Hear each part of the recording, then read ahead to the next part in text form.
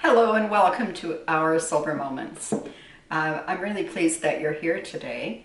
I've had a lot of requests recently for crock pot or slow cooker meals and for casseroles. So I will be doing a slow cooker meal today, one that goes pretty fast. But before I get started, I wanted to show off this pig cutting board.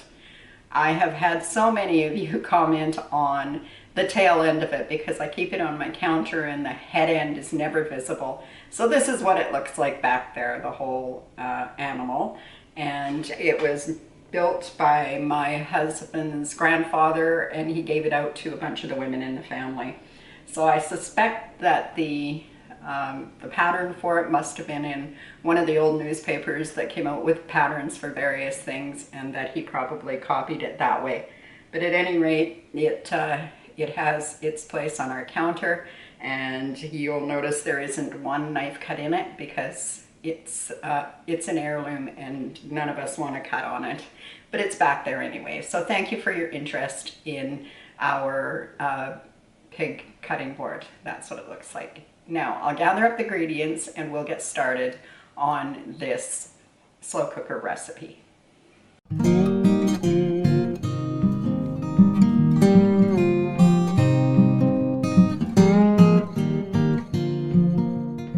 Now the first thing I'm going to do is just to grab the insert out of my crock pot and put it here on the counter, because this is where I'll be working with it, and then I can slip it back in there when I'm ready, just so you guys can see it's all legit and that I'm not creating magic here. And it really doesn't take long.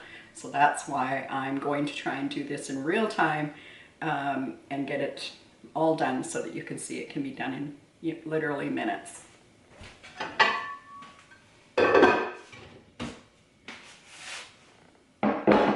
The first thing I'm going to do before I start anything else is I'm going to spray this liner down because I don't have any bags to go inside it. And I'm not sure you can buy the square bag or the rectangular bags. So maybe you can. I've never seen them here where we live, so I'm going to spray it to help a little bit with the release. And then I'm going to wash up a few potatoes and be right back here to get started. Now this slow cooker recipe is more like scalloped potato and ham, but it has all the trappings of the 70s in that it has condensed soup in it. So I'll just get started. I'm using red potatoes today because they hold up a little better for slow cooking. And I'm not sure about this bag because it seems that there are quite a few spots on them that I would not be happy to have there. I am just going to cut them in about 1/4-inch slices and line the bottom of the pot with them. Actually, I'm going to make a pile, and I think I will line the bottom of the pot with the onions instead of the potatoes. Get myself out of order here. Although either way would work just fine. So if you mess it up, don't worry about it. Now I've washed the outside of the potatoes, but I'm not going to rinse the potatoes. I want to keep that potato starch on there to add to the dish. So I've just swapped out oh boy, that's an ugly onion. Okay, this is a big container. So I am going to do, it would be the equivalent of a large onion, and I'm just going to cut it into about the same size, about 1/4-inch slices, as I do the potatoes. And I'm going to line the bottom of the slow cooker, a crock pot, however you want to call it. I think everybody calls it something different. I wonder if it's a Canadian thing versus an American thing. Do you guys mix them up and call them slow cookers, or do you call them crock pots? I don't know. Anyway, I'm going to just line the bottom of the crock pot, slow cooker, with these rings of onions. And I'm only going to make really the one layer of them, because they'll mix up in there and they'll be mighty fine. And I've just covered the bottom loosely, as you can see there. And now I'm going to go back to the potatoes, which is where I was before I interrupted myself. I am not that happy with this bag of potatoes, I must say. But we work with what we've got. So we're going to, you don't have to take any particular amount of time with this. Just layer them in there however they go in there. And we're going to just work quickly and cover it all. And if there is gaps, that's no worry. I'm going to do up some more and get all the potatoes cut right now.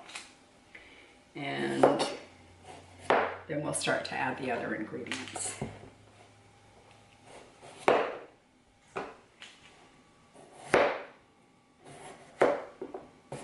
Imagine in some places you guys are getting ready for spring and starting spring planting. We are a long ways from that yet, although our weather is certainly warmed up. We're hovering right around the 0 mark, and that is very warm for us at this time of the year. But I know that in other places, the people have started to get their seeds started already for gardening. And we are around the 15th of March, I think, I'll start some seeds in the house. But not before that, because they just get too leggy. I don't have a greenhouse, so we just start them in a bright window. And I can't start them too early or they'll just get too leggy. We don't get to plant our gardens until around the 25th of May. So in Canada we celebrate, or we have celebrated in the past, the Queen's birthday, which was the 24th of May weekend. And we have danger of frost right up until that time. So nobody really plants anything out except potatoes because they're in the ground, or things that are cold hardy can go in. Peas can go in the ground then, but you definitely don't want them popping up too quickly, because they will take some frost, but not a lot. So there we go. We're down to the last of the potatoes. I think I have 5 or 6 potatoes here, which is way more than enough for 2 people. I would suggest that this would make dinner for 6.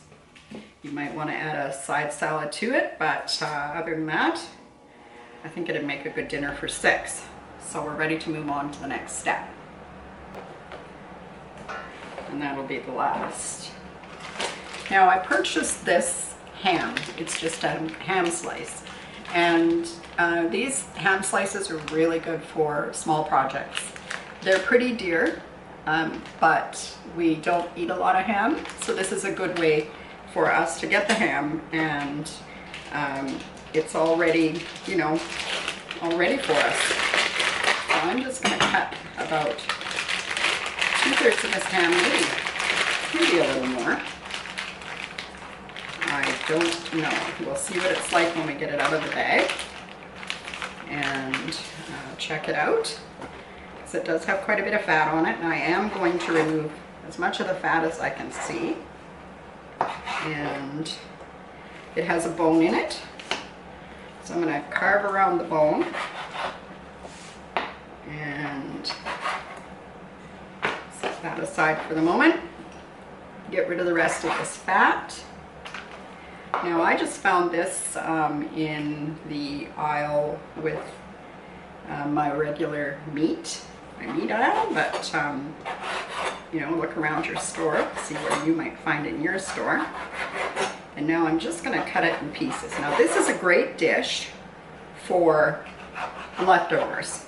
So if you had leftover ham, say from Christmas or Easter or some other holiday or a family event, this is a good way to use up the ham. Of course, save the ham bone and make soup. You can do that. And I might do that with some of this as well, because I don't think I need quite all of this. Then I might make a little pot of soup.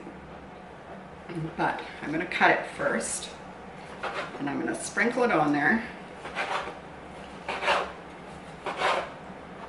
And we'll just see, because I think this is going to make a good layer right here, this much. So about half of the ham slice. Now the ham slice was $9.50, and I'm going to end up with half of it left. So that's pretty frugal meal right there. Now I'm just going to wipe these hands, and then we'll apply some cheese and then go back to the potatoes again. Now last week I made a meal where I grated my own cheese. But silly me, I grated it in the food processor and I forgot to take the bottom spinner out. So it grated it, but it chopped it into fine little bits. It doesn't affect the way it tastes or nor the way I'm going to use it, but if you're wondering why they look like little balls instead of nice grated pieces, that's why. So I am going to put on here about, let's see, I'm going to guess that I'm going to put on about 1 cup, which is probably plenty. I'm not adding salt to this at this point because I know that the ham will be a bit salty and that the soup mixture that I'm going to put on is also salty, so I'm going to hold back. This is one of those days when I'm going to use up all the little scraps of cheese bags from the fridge. So there's that. Now, this is what it looks like so far. And now I'm going to add the next round of potatoes. And if you really enjoyed onions, you could add another row of onions right now. I am going to hold back, not because we don't love them, but because I'm also adding garlic to this dish in the sauce that goes on it. So I don't want to overdo that. And there we go. So not too long at all. If I wasn't talking and I was organized, I'm sure that I could put this all together in, you know, under 10 minutes and get it ready to get started for the day. So I'm just going to tidy some of this up and I'll be right back to do the topping. Okay, I have a big bowl here and it doesn't need to be particularly big, but I am putting a few things in it. So as I warned you before, this is kind of a 1970s version of a quick scalloped potatoes and ham dish using leftovers and pantry items like soups. It was really popular back then, 1960s and 70s. So the soup companies really press people to use their products, so they created all these fantastic recipes for them. And over the years they've kind of fallen by the wayside, but I hope that some of them will make a resurgence because they may taste better if you make them from scratch, but let's face it, we don't all have time to make these things from scratch.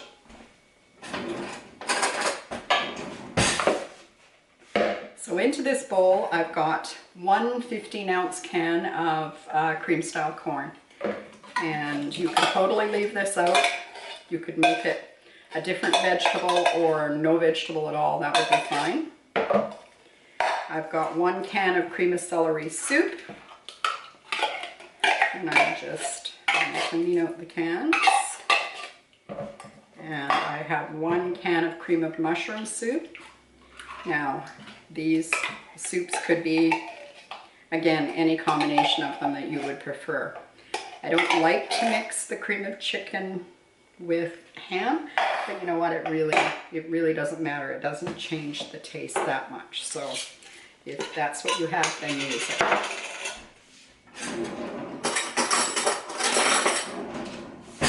I'm going to add this would be about a level teaspoon of garlic powder. And I'm going to add Oops.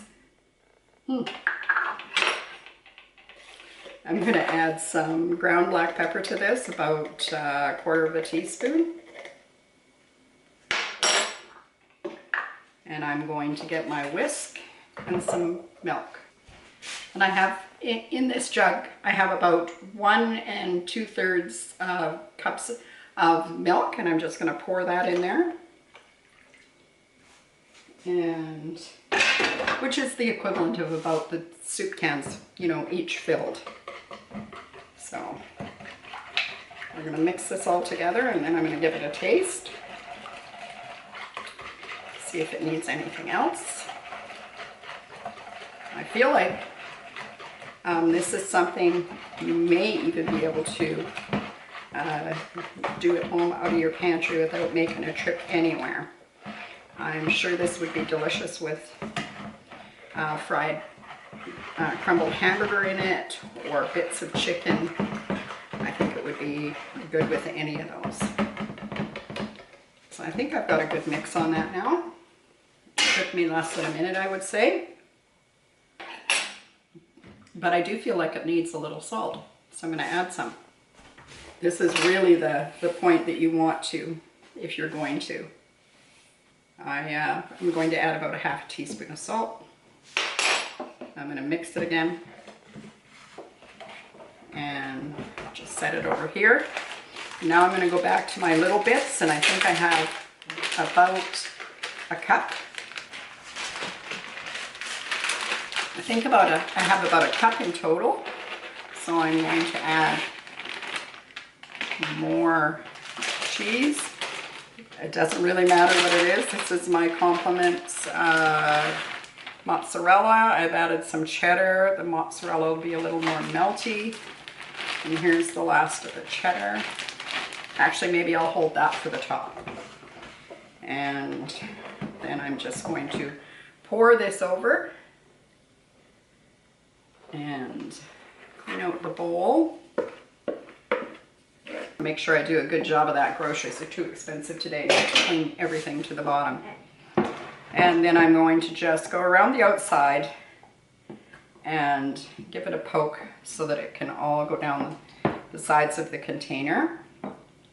I guess the insert. And then I'm going to add the last of this cheese to the top.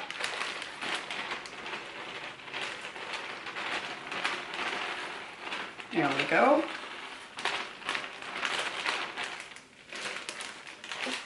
And now it is ready to go into the pot. Well, hello everybody, I'm back again. I'm not sure what happened to my camera at the end of that last sequence, but it stopped working. And so I need to just catch you up on what I did.